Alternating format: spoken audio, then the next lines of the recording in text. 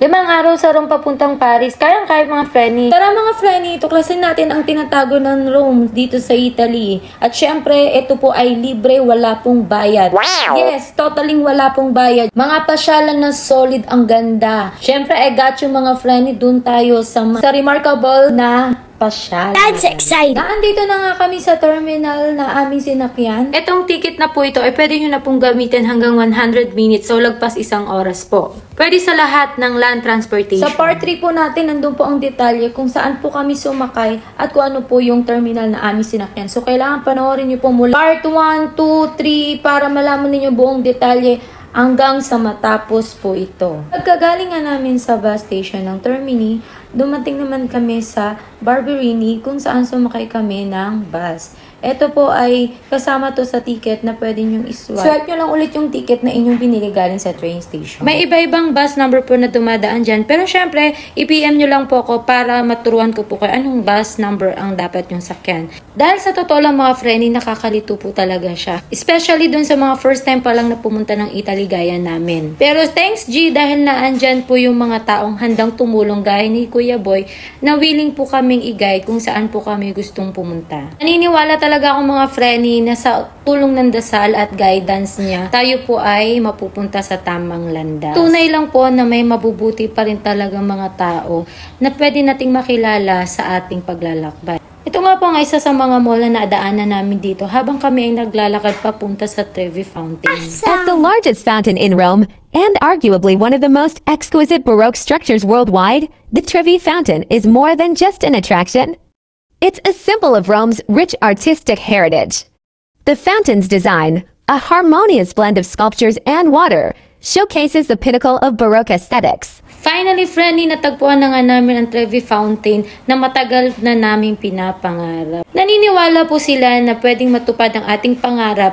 Gamit ang ating kanang kamay, itatapon natin sa kaliwa ng balikat ang ating hawak na barya. Sa iyong coins na hawak, kailangan nakapag-wish ka na doon bago mo itapon. Pagkatapos nga namin sa Trevi Fountain, pupunta naman kami sa Pantheon kung saan pinaniniwala na Temple of God po yun.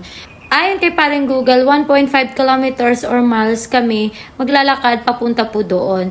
At 20 to 30 minutes naman kung gusto nyo pong mag-stop, mag-picture at kung ano pa yung dapat ninyong gawin ay higit pa doon. Pero marami kayong pagpipilian ng mga restaurant, Italian restaurant. Sikat po dito ang mga red wine, carbonara at kung ano-ano pang mga pasta na paborito ninyo. Tuwing sasapit nga ng gabi, parang piyesta po dito sa Italy. Dahil parang hindi po nauubos ang mga tao habang naglalakad kami. Grabe yung mga turista rin dito na pumupunta. Dahil sa ganda at structure ng kanilang mga buildings. The word Pantheon, literally a temple of all gods. The Pantheon is the best preserved structure from ancient Rome and is a marvel of engineering considering it was built nearly 2,000 years ago in AD 120. It was a temple dedicated to all of the Roman gods. Imagine mga Frenny, 2,000 years pa ito ginawa. At hanggang ngayon, maganda at solid pa rin ang nakikita natin. Nakakapanginayang lang dahil gabi na po kami nakarating dito at hindi na po kami nakakuha ng ticket. Dahil alam nyo naman mga Frenny na 5 araw lang kami dito sa Italy. Sinulit nga po talaga namin mga Frenny ang aming araw dito sa Italy at nagpunta kami ngayon sa Spanish Step kung saan mas malapit lang din dito sa Pantheon na pinuntahan namin. Opo, magkakalapit lang po ang mga lugar na gusto naming puntahan nang wala kaming nilalabas na kahit anong pera. Wow! Sa araw na nga ito ay sinulit talaga namin ang pag-iikot dito sa Italy dahil meron pa po kaming pupuntahan bukas at yun naman po ang papunta kami ng Paris kinabukasan after po dito. Kaya maabangan nyo mga Frenny ang part 5 natin. Huwag po kayong mawawala para sa ating Road to Paris po tayo bukas. Excited na nga po kami mga Frenny para i-share sa inyo ang magandang memories sa Paris natin. And of course, enjoy muna natin dito. Kahit na mukha na kaming pagod dyan, pero ini-enjoy talaga namin. Hindi talaga kami susuko hanggat hindi namin natatapos ang lugar na to. Para lang ma-share sa inyo ang aming journey. Wow! Piazza Navona owes its name to the Agonal Games and Agonize, gymnastic competitions that took place in ancient Rome. Over time, it is believed that the name in Agon has changed to Navoni and due to its similarity to the hollow profile of a ship, the square finally assumed the name Navona. As a public space in the last years of 15th century, when the city market was transferred there from the Campidoglio, Piazza Navona was transformed into a highly significant example of Baroque Roman architecture and art during the pontificate of Innocent X, who reigned from 1644 until 1655. The Spanish steps represent figuratively and metaphorically the close relationship between the sacred and the eternal city, shown through the elevation and vastness of the monument. The longest and widest steps in Europe are also an important landmark in Rome as they host events and are home to Italian traditions. At kung nag-enjoy ka nga mga friend, pakipusuan po ito, pakishare at i-like at mag-comment para ma-shoutout ko po kayo kung nasaan po tayo. Sa mga oras na nga ito mga friend, na-realize ko lang na hindi talaga posible makarating tayo sa isang lugar na nais nating mapuntahan. Tiwala lang at manifest tayo na mararating natin yung mga pangarap natin. Itong simbahan na po ito ang nag-iisang nakatayo mula nung nagkaroon ng sunog nung 1519 years.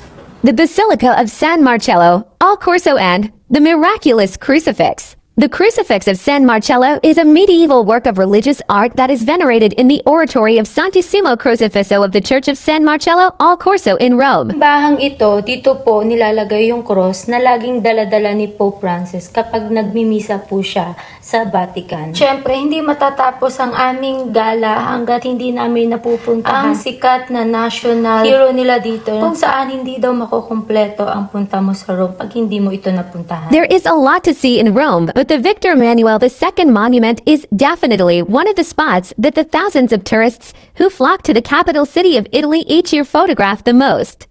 It's in a beautiful part of Rome, and it is the dominant feature in Piazza Venezia.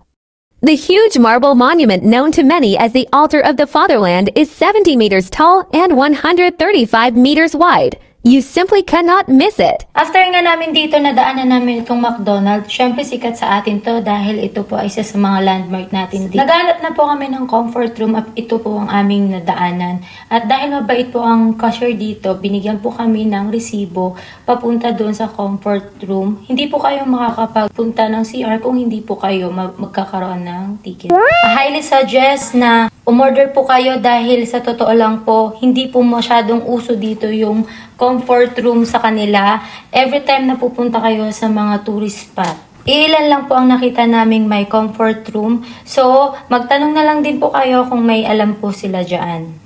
Ito pong nakikita ninyo, dyan nyo po malalaman na malapit na po kayo sa McDonald's. Hindi na po namin nakuha ng isa sa mga Italian restaurant na aming kinainan, pero subukan nyo po para makumpleto po ninyo ang inyong journey dito sa Italy. This channel does not promote or encourage any illegal activities.